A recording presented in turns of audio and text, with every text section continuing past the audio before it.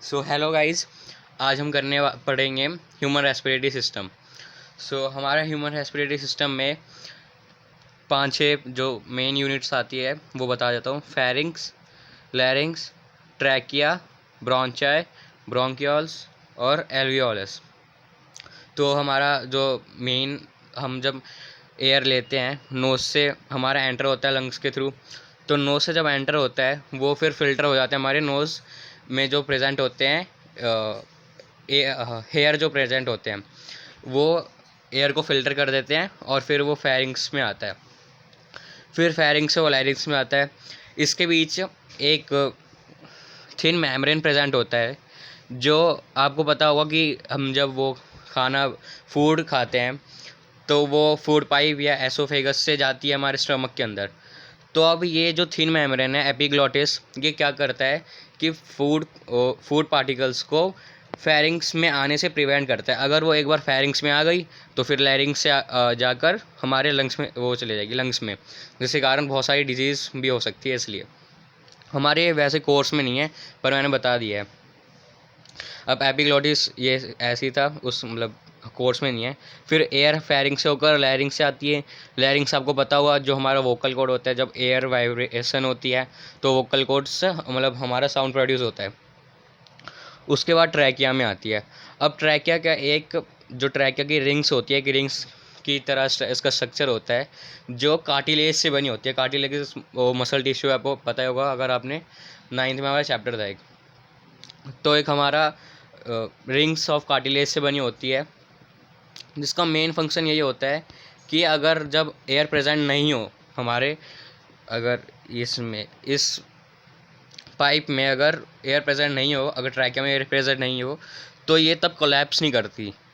जब इसका rings of cartilage होने का ये फ़ायदा है। अगर ये कार्टिलेज की नहीं बनी होती ना तो ये कोलैप्स कर जाती, जिसके कारण एयर का एंटर और आउट होती है एयर, वो नहीं हो पाता।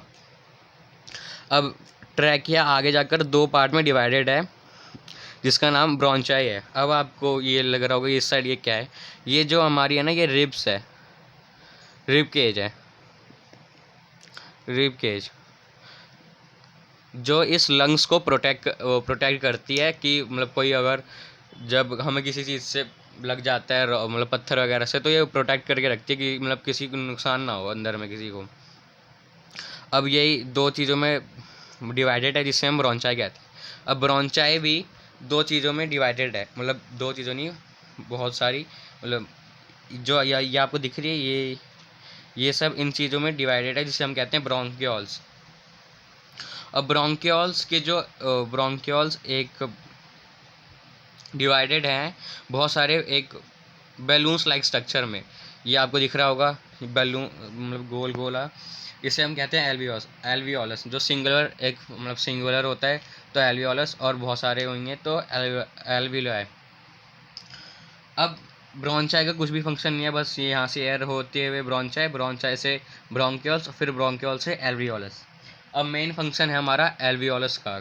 एल्वियोलस हमारी मैं यहाँ पे दिखाता हूँ, एक बैलून लाइक स्ट्रक्चर होती है, ये एक थिन मेम्ब्रेन से बनी होती है। थिन मेम्ब्रेन या थिन सीट, कुछ भी कह लो आप, कि एक उससे बनी होती है, जिसके कारण ना एयर का एक्सचेंज आसानी से हो जाता है। तो अब ये जो एल्वियोला है, इसके नीचे एक वो प्रेजेंट होता है, सरफेस प्रेजेंट होता है, जिस पे वो पूरा एक्सचेंज होता है गैस का। यहाँ से O2 नहीं, सॉरी, यहाँ पे O2 जाता है, वो जो ब्लड एब्जॉर्ब कर लेता है, ब्लड ले लेता है, और यहाँ से CO2 चले जाता है। तो अब O2 यहाँ जब हम एयर हमारे नोज़ से, फिर नोज़ में जो हेयर प्रेजेंट होते हैं वहाँ से फ़िल्टर होकर, फिर म्यूकस भी हमारे प्रेजेंट होता है यहाँ पर, जो एयर को फ़िल्टर कर देता है। फिर जो भी डस्ट पार्टिकल्स होते हैं एयर में, वो फ़िल्टर होके आता है। फिर फेरिंग्स, फिर लैरिंग्स, ट्रैकिया, ब्रोंचाई, ब्रोंकियोल्स। अब एल्वियोलस में जब एल्वियोल्स में आया एयर, तो फिर उसमें जो O2 प्रेजेंट होगा, ऑक्सीजन, वो इस सरफेस पे आ जाएगा और इस सरफेस पे ब्लड में चले जाएगा, ब्लड उसे ऑब्जॉर्व कर लेगा। और जो CO2 होगा, मतलब यहाँ कि कार्बन डाइऑक्साइड होगा जो एयर में प्रेजेंट, वो वापस एल्वियोलस में चले जाएगा।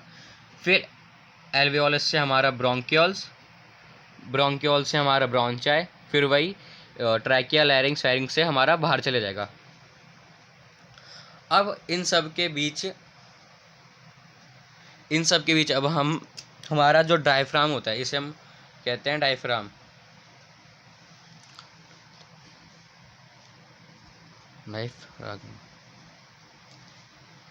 जब हम वो लेते हैं, मतलब सांस लेते हैं, तो हमारे जो यहाँ की वो होती है अंदर इनर, जो अंदर की प्रेशर होता है, जब हम जो ये हमारा डायफ्राम है, जब हम सांस लेंगे तो ये नीचे को आ जाएगा, ये फ्लैट हो जाता है। जब हम सांस लेते हैं ये फ्लैट हो जाता है तब, और तब बाहर का जो वो होता है एटमॉस्फेरिक प्रेशर जो होता है बाहर का, वो बढ़ जाता है, और जो अंदर का प्रेशर होता है वो कम हो जाता है।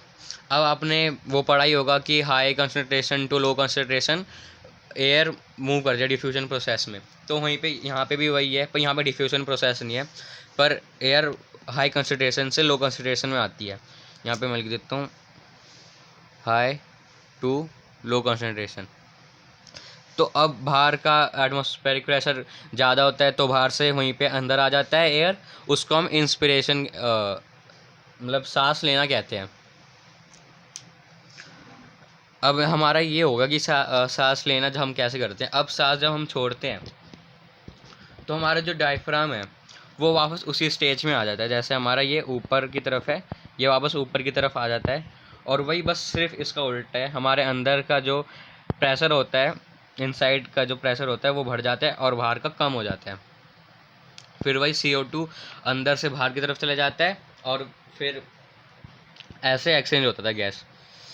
अब एक चीज़ है, जब आप सिगरेट स्मोक करते हैं तो मना क्यों करा जाता है, यहाँ पे भी मैं बताता हूँ कि जब आप स्मोकिंग करते हैं तो अब एयर, मतलब जो उसमें उसकी जब हम सांस लेते हैं तो अब उसमें कार्बन डाइऑक्साइड और कार्बन मोनोऑक्साइड जो होता है वो ज़्यादा प्रेजेंट होता है। अब जब वो आता है एल्वियोलस तक, तो जब अगर ज़्यादा कंसनट्रेशन होगा इन सब का, कार्बन मोनोऑक्साइड या कार्बन डाइऑक्साइड का, तो जो एल्वियोलस का स्ट्रक्चर है, जो साथ में बन रखे हैं ये ऐसे ऐसे करके, ये टूट जाएंगे, यहाँ से ये फट जाएंगे, मतलब कि ऐसे हो जाएगा, ये ऐसे हो जाएगा, ये टूट जाएगा ऐसे होकर। टूटने से क्या होगा कि ये 7 अलग अलग जो टूटेंगे, मतलब जो जो उनका ब्रेक हो जाएगा, उनका थिन मेम्ब्रेन जो है जिनसे बन रखा है, तो ये जो जितने भी टूट जाएंगे, यहाँ पे दिखा दूँ, जैसे ये अगर ये यहाँ से टूट गया तो ये यहाँ जॉइन हो जाएगा, फिर यही जॉइन हो जाएगा, मतलब ये सब अपने आप में ही एक वो जुड़ जाएंगे। जुड़ने से क्या होगा, जो इनका वो सरफेस एरिया है ना वो कम हो जाएगा। अब सरफेस एरिया कम हो जाएगा तो गैस को एक्सचेंज होने में मतलब उतना सफिशिएंट टाइम नहीं मिल पाएगा, जिसके कारण गैस एक्सचेंज नहीं हो पाएगी। दूसरा क्या होता है कि अगर ज़्यादा कार्बन मोनोऑक्साइड हो जाता है या कार्बन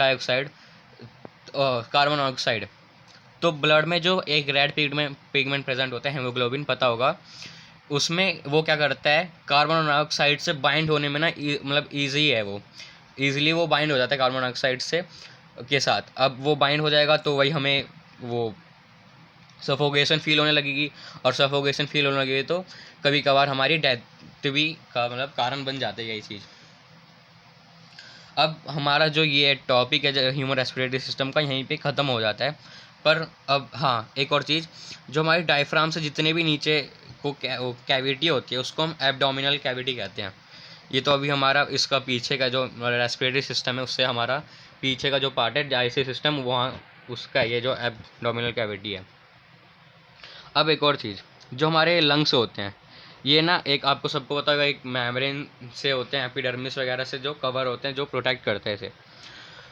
अब इसके ऊपर ना एक मेम्ब्रेन होता है, ये सब वैसे उसमें नहीं दे रखा हमारे कोर्स में, पर बता रहा हूँ कि हमारे ना इस सब के ऊपर एक और डबल मेम्ब्रेन प्रेजेंट होता है। एक तो एपिडर्मिस हो गया, इसके ऊपर एक और मेम्ब्रेन होता है जिससे हम कहते हैं प्लूरल मेम्ब्रेन। प्लूरल कैविटी या मेम्ब्रेन कह रहा हूँ, प्लूरल मेम्ब्रेन, ठीक है। अब जो ये है, ये एक प्लूरल मेम्ब्रेन हो गया हमारा, और ये हमारा एक जो इसका खुद का है लंग्स का। अब जो उसके बीच में जो वो एक फ्लूइड होता है जिसे हम प्लूरल फ्लूइड भी कहते हैं या प्लूरल फ्लूइड, ठीक है। इसमें जो इसको प्रोटेक्ट करता है, एक हार्डनेस प्रोवाइड करता है जो बाहर के एरिया को, मतलब उसके थिकनेस जो आप कह सकते हो, जिसके कारण वो प्रोटेक्ट अच्छे से हो पाएगा। कुछ चीज़ अगर एयर के साथ डस्ट पार्टिकल्स वगैरह जो आ जाते हैं या कोई भी चीज़ अगर लगती है तो ये इसको नुकसान नहीं पहुंचाती। और रिब्स भी है, हमारे रिब केज भी है जो हमारा को प्रोटेक्ट करती है। अब जो ये प्लूरल जो कैविटी, मतलब सॉरी, प्लूरल जो मेम्ब्रेन होता है और प्लूरल जो फ्लूइड होता है, अब इन दोनों को जो हम मिलाकर कह सकते हैं ये प्लूरल कैविटी है। इन सब ये चीज़ जो बाहर की ये चीज़ होती है ना, इसको हम प्लूरल कैविटी कहते हैं। याद रखिएगा, प्लूरल इधर कहता हूँ, प्लूरल कैविटी, प्लूरल कैविटी होती है ये, ठीक है। अब जो मैंने यहाँ पे ये ऐसे करके बना रखा है, ये यहाँ पे ना हमारा हार्ट प्रेजेंट होता है, फिर हमारा हार्ट प्रेजेंट होता है इस साइड में। जो ये इस साइड में प्रेजेंट होता है ना, इसको एक और कैविटी का नाम होता है, इसको हम कहते हैं पेरिकार्डियल कैविटी, पेरिकार्डियल कैविटी, ठीक है। अब इस पूरे चीज़ को क्या कहते हैं हम, चेस्ट कैविटी तो पता है, मतलब अब जब ये प्लूरल कैविटी और पेरिकार्डियल कैविटी जब मिल जाते हैं, मतलब ये एक, तो ये हो गया हमारा पेरिकार्डियल कैविटी। इसके जो ऊपर भी है हमारा एक जो मेम्ब्रेन है, प्लूरल मेम्ब्रेन, और उसके अंदर जो फ्लूइड है वो प्लूरल फ्लूइड, उन दोनों को जो कहते हैं हम मिलाकर प्लूरल कैविटी। तो इन दोनों को हम अब पूरे को क्या कहते हैं हम, पूरे का नाम है pleural cavity plus pericardial cavity is equal to thoracic cavity, thoracic cavity,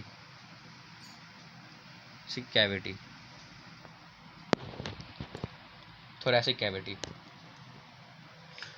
अब जो हमारा अब जो भी मेन था हमारा कि नोज से एयर, फेरिंग्स से, ये सब हमारा हो गया है। Pleural cavity, pericardial cavity, thoracic cavity, ये सब भी हो गया है। अब इसमें ना एक टॉपिक आता है कि रेसिडुअल वॉल्यूम क्या होता है। अब रेसिडुअल वॉल्यूम वो होता है जब हम during the process of exhaling और इनहेलिंग, जब अब इनहेल का प्रोसेस कर रहे होते हैं और एक्सहेल का जब हम सांस ले रहे होते हैं और छोड़ रहे होते हैं, तब एक ना लंग्स में एक वॉल्यूम प्रेजेंट होता है, एयर का एक वॉल्यूम प्रेजेंट होता है जो ब्लड को ना एक टाइम सफिशिएंट टाइम प्रोवाइड करता है, वो कराता है कि ब्लड अच्छे से O2 को अपने अंदर एब्जॉर्ब कर ले। रेसिडुअल वॉल्यूम कुछ नहीं होता, it provides a sufficient time for the blood to absorb the oxygen properly या मोर, ऐसा आप कह सकते हो कि ऑक्सीजन को अच्छे से एब्जॉर्ब करने का एक टाइम प्रोवाइड करता है रेसिडुअल वॉल्यूम, वो होता है। तो so thank you guys, today's for over, please make sure to like the video. सुनता नहीं बोला था ना तू, सुनता नहीं तुझे बोला था ना तू, सुनता नहीं तू, सुनता नहीं। सुन ले कभी तो सुन ले यारों की, सुन ले